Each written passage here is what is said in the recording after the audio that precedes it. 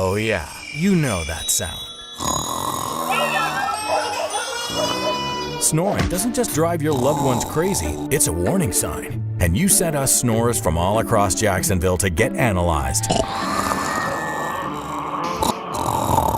My wife had complained a little bit. Only on News 4 Jax, exposing what your snore means and the ways to fix it. So you said men snore more than women? Yes. Don't ignore the snore.